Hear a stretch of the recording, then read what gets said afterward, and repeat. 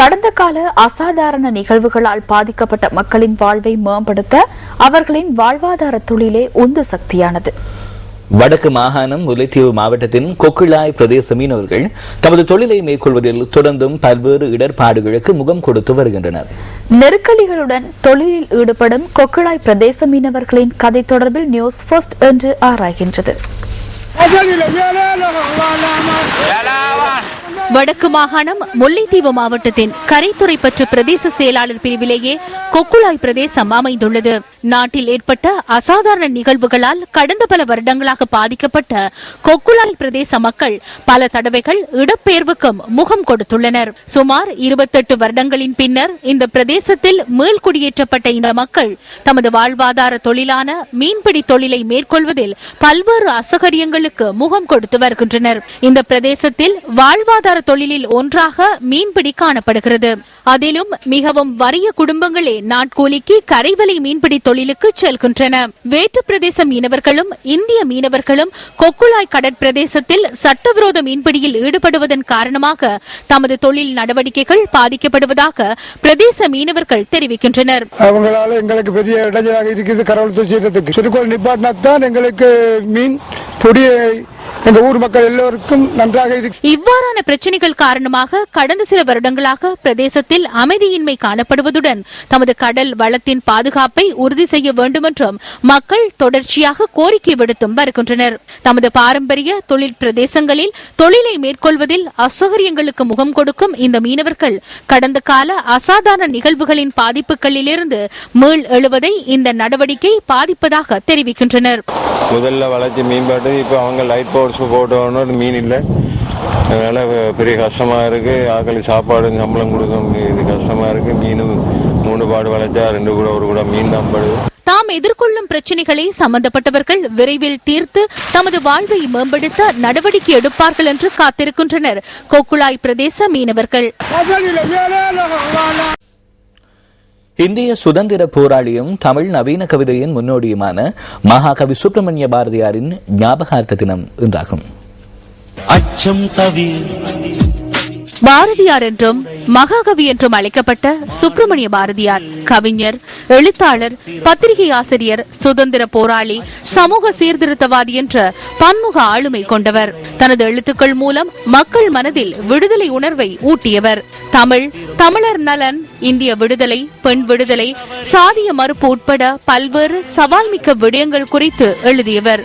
1882 ஆண்டு மார்கழி மாதம் 11ஆம் திகதி சின்னசாமி ஐயருக்கும் லட்சுமி அம்மாளுக்கும் பிள்ளையாக தமிழ்நாட்டின் எட்டியபுரத்தில் பிறந்தான் பாரதி. தனது 38வது வயதில் 1921ஆம் ஆண்டு புரட்டாதி 11 அன்று இறந்தார். காலத்தால் அழியாத ஒரு கவிஞராக பாரதியார் உலகத்தால் கொண்டாடப்படுகிறார்.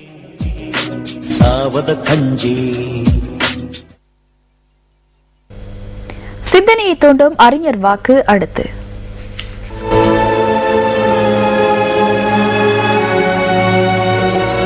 நமக்குள்ளே நாம் விரோதிகளாக இருக்கும்படி மதம் ஒருபோதும் பாடம் கற்பிப்பதில்லை. டாக்டர் அல்லாமா இக்பால். உங்கள் மனம் கவர்ந்த பொன்மொழிகளை நியூஸ் ஃபர்ஸ்ட் சக்தி அறிஞர் வாக்கு பகுதிக்கு அனுப்பி வையுங்கள். மின்னஞ்சல் முகவரி newsfirst@maharaja.lk.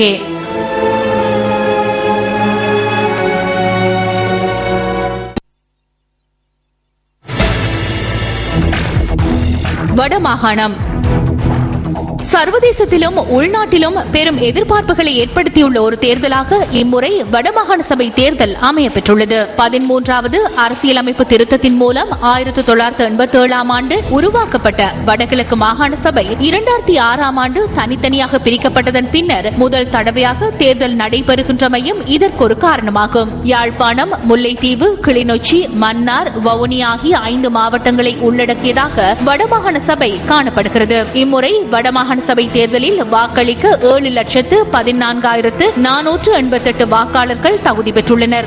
மொத்தமாக 38 ஆசனங்களை கொண்ட வடமாகாண சபைக்கு தேர்தல் மூலம் 36 பேரும் போனஸ் அடிப்படையில் 2 தெரிவு செய்யப்படுவர். 14 அரசியல் கட்சிகளும் 29 சுயேட்சை குழுக்களும் இம்முறை வடமாகாண சபை தேர்தலில் களம் குதித்துள்ளன.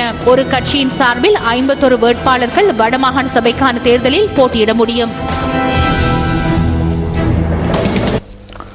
கவுடுல்ல மற்றும் வான்ஹில பகுதிகளில் மருத மரம் உள்ளிட்ட 1478 பல்வேறு வகையான மரங்களை வெட்டி அகற்றுவதற்கு தீர்மானிக்கப்பட்டுள்ளது. வெள்ளப்பெருக்கினை கட்டுப்படுத்தும் பொருட்டு இந்த நடவடிக்கை எடுக்கப்பட்டுள்ளதாக புலனறுவை மாவட்ட செயலாளர் தெரிவிக்கிறார். மகாவதி ஆறு வரை 25 கிலோமீட்டர் நீளமான கால்வாய் மற்றும் அதன் இரு பக்கங்களிலும் காணப்படும் மரங்களினால் நீர் வழிந்தோடுவதற்கு இடையூறு ஏற்பட்டதாக அண்மையில் நிலவிய மழையுடனான வானிலையின் போது பிரதேசத்தில் ஏற்பட்ட வெள்ளத்தை கண்காணித்த அரசு உத்தியோகத்தர்கள் அறிந்து கொண்டுள்ளனர். அதன் பிரகாரம் இந்த மரங்களை அகற்றி இலகுவாக நீர் வழிந்தோடக்கூடிய விதத்தில் நடவடிக்கை எடுக்க வேண்டும் என புலனறுவை மாவட்ட செயலாளர் கூறினார். இது தொடர்பில் அரச மரக்கூட்டு தாபனத்தின் மின்னேரியா பிரதேச முகாமையாளர் சுசிர ஏக்கநாயகவிடம் நாம் வினவினோம். பிரதேச செயலாளரினால் அடையாளப்படுத்தப்பட்ட மரங்கள் மாத்திரமே அகற்றப்பட உள்ளதாக அவர் தெரிவித்துள்ளார்.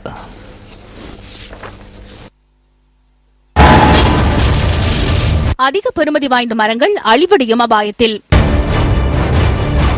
அம்பலாந்தோட்ட பகுதியில் வெள்ளை சந்தன மரங்கள் அனுமதியின்றி வெட்டப்பட்டு விற்பனை. பிரதேசவாசிகள் குற்றச்சாட்டு.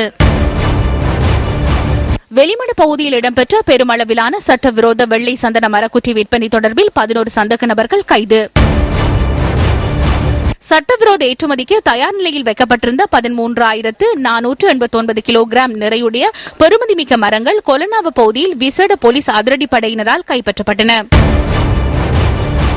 மாதுரோயா தேசிய சரணாலயத்திற்கு உரித்துடைய அரலங்கவில நிதன்வல பகுதியில் செங்கல் தயாரிப்புக்காக சிவில் பாதுகாப்பு படையின் உறுப்பினர்களால் பெறுமதிமிக்க மரங்கள் வெட்டப்பட்டுள்ளன. இவ்வாறான நடவடிக்கைகள் எதிர்கால சந்ததியினரின் நலன் கருதி மேற்கொள்ளப்படுகின்றன. வாதுவ ஷெரின் பெவிலியன் ஹோட்டலுக்கு சென்ற சிலர் அங்குள்ள அதிகாரிகளுடன் வாக்குவாதத்தில் ஈடுபட்டுள்ளனர். ஹோட்டலின் பங்குதாரர்களிடையே இந்த வாக்குவாதம் ஏற்பட்டுள்ளதாக பிரதேசத்துக்கு பொறுப்பான போலீஸ் அதிகாரியொருவர் குறிப்பிட்டார். தற்போது போலீசாரை ஈடுபடுத்தி ஹோட்டலின் பாதுகாப்பை உறுதிப்படுத்தியுள்ளதாக பதில் போலீஸ் ஊடக பேச்சாளரும் சிரேஷ்ட போலீஸ் அத்தியட்சருமான அஜித் ரோஹன கூறினார். ஹோட்டலின் 30% பங்கு உறுப்பினர்களுக்கும் ஏனைய பங்குதாரர்களுக்கும் இடையில் கருத்து முரண்பாடு நிலவியுள்ளது. இந்த ஹோட்டலின் 30% பங்கு உறுத்துடையவர் யார்? ஏனைய பங்குதாரர்கள் யார்?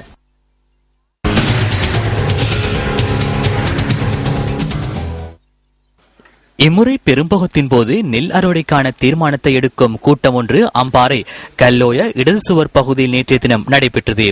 அறுவடையின் நெல்லை கொள்வனவு செய்வதற்கான திட்டம் தொடர்பில் விவசாயிகளுக்கு இதன்போது தெளிவுபடுத்தப்பட வேண்டியமையினால் நெல் சந்தைப்படுத்தல் சபையின் பிரதிநிதிகளும் இந்த கூட்டத்தில் கலந்து கொள்ள வேண்டியிருந்தது. எனினும் இதில் நெல் சந்தைப்படுத்தல் சபையை பிரதிநிதித்துவப்படுத்தும் எந்த ஒரு அதிகாரியும் கலந்து கொள்ளவில்லை. இந்த சந்திப்பில் கலந்து கொள்ளாதிருக்கும் வகையிலான எந்த ஒரு பணியும் அம்பாறை மாவட்ட நெல் சந்தைப்படுத்தல் சபையின் பிரதிநிதிகளுக்கு இருக்கவில்லை என்பதற்கான ஆதாரங்கள் இருக்கின்றன. இதேவேளை அம்பாறை மாவட்டத்திலுள்ள நெல் சந்தைப்படுத்தல் சபைக்கு சொந்தமான எந்த ஒரு களஞ்சிய சாலையும் நேற்றைய தினம் திறக்கப்படவில்லை. நெல் சந்தைப்படுத்தல் சபைக்கு சொந்தமான இந்த களஞ்சிய சாலைகளில் கடந்த வார இறுதி நாட்களில் பெருமளவிலான நெல் குவிக்கப்பட்டிருந்த போதிலும் திங்கட்கிழமை அவற்றை அங்கிருந்து விநியோகிக்க நெல் சந்தைப்படுத்தல் சபை நடவடிக்கை எடுத்திருந்தது. இந்த நிலையில் உணவு திணைக்கள வளாகத்துக்கு அருகில் பெரும் எண்ணிக்கையிலான லொரிகள் தடுத்து நிறுத்தி வைக்கப்பட்டிருந்ததுடன் நெல்லை கொண்டு வந்திருந்த விவசாயிகளுக்கு அருந்துவதற்கு தண்ணீர் கூட இன்றி விவசாயிகள் காத்திருந்தனர். இவற்றில் 2 லொரிகள் மாத்திரம் அம்பாறை தசப்புர களஞ்சிய சாலைக்கு அருகில் நின்று கொண்டிருந்த விவசாயிகளிடமிருந்து நெல்லை கொள்வனவு செய்தது. நெல் சந்தைப்படுத்தல் சபையின் களஞ்சிய சாலைக்குள் வீரகுட களஞ்சிய சாலை மாத்திரமே இன்று திறக்கப்பட்டிருந்தது. 2 மணித்தியாலத்துக்குள் களஞ்சிய சாலை நிரம்பியமையினால் தமது அறுவடைகள் கொள்வனவு செய்யப்படாதென அறிந்து கொண்ட விவசாயிகள் உகன மத்தியமுகா வீதியை மறித்து ஆர்ப்பாட்டங்களை நடாத்தினர். இதன்போது உள்நாட்டு வர்த்தக அமைச்சின் உதவி பணிப்பாளர் ஒருவர் அந்த இடத்துக்கு வருகை தந்து கலந்துரையாடலுக்கு வருமாறு விவசாயிகளுக்கு அழைப்பு விடுத்தார். எனினும் இந்த அழைப்பை விவசாயிகள் நிராகரித்தனர். நெல்லை கொள்வனவு செய்வதற்கு நிதி பற்றாக்குறை நிலவுவதாக நெல் சந்தைப்படுத்தல் சபை இதுவரை அறிவிக்கவில்லை. நெல் சந்தைப்படுத்தல் சபைக்கு சொந்தமான களஞ்சிய சாலை இல்லாமையே இதற்கு காரணமாக அமைகின்றது. தேசத்துக்கு மகுடம் காலப்பகுதியில் அவசரமாக கொள்வனவு செய்யப்பட்ட நெல் களஞ்சிய சாலையிலிருந்து வெளியேற்றப்படாமையே நெல் சந்தைப்படுத்தல் சபையின் களஞ்சிய சாலை பற்றாக்குறைக்கான காரணமாக அமைகின்றது. தேசத்துக்கு மகுடம் கண்காட்சிக்காக களஞ்சிய சாலைகளை புனரமைப்பதற்கு பதிலாக புதிய களஞ்சிய சாலைகள் நிர்மாணிக்கப்பட்டிருந்தால் இந்த பிரச்சினை ஏற்பட்டிருப்பதற்கான வாய்ப்பு கிடையாது. நெல் சந்தைப்படுத்தல் சபையின் பிரதிநிதிகள் கலந்து கொள்ளாத நேற்றைய சந்திப்பில் விவசாயிகளினால் வெளியிடப்பட்ட கருத்துக்களிலிருந்து இம்முறை அறுவடை தொடர்பிலான பல்வேறு விடயங்கள் வெளியாக இருந்தன. விவசாயிகளிடமிருந்து கருத்துக்களை பெற்றுக் கொள்வதற்காகவும் அவர்களின் யோசனைகளை பெற்றுக் கொள்வதற்காகவும் இந்த சந்திப்பு நேற்றைய தினம் நடாத்தப்படவில்லை என்பது மிகவும் தெளிவாகின்றது. ஜனாதிபதியின் செயலாளரே, இது உங்களின் கவனத்திற்கு.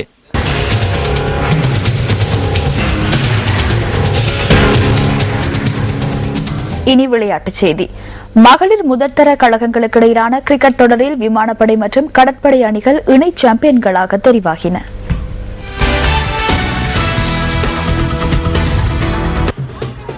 மகளிருக்கான முதல் தர கழகங்களுக்கு இடையிலான கிரிக்கெட் தொடரின் இறுதிப் போட்டி இன்று நடைபெற்றது.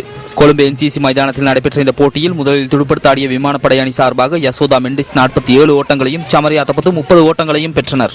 விமானப்படை அணி 49.3 ஓவர்களில் சகல விக்கெட்டுகளையும் இழந்து 177 ஓட்டங்களை பெற்றது. பந்து வீச்சில் உதேசிகா பிரபோதனி 15 ஓட்டங்களுக்கு 2 விக்கெட்டுகளை வீழ்த்தினார். அதன் பிறகு போட்டி மழை காரணமாக தடைப்பட்டதால் கடற்படை அணிக்கு துடுப்படுத்தாடும் வாய்ப்பு கிடைக்கவில்லை. இதனை அடுத்து இறுதிப் போட்டி கைவிடப்பட்டு விமானப்படை மற்றும் கடற்படை ஆகிய 2 அணிகளுக்கும் இணை சாம்பியன் பட்டத்தை வழங்க போட்டி ஏற்பாட்டு குழு தீர்மானித்தது.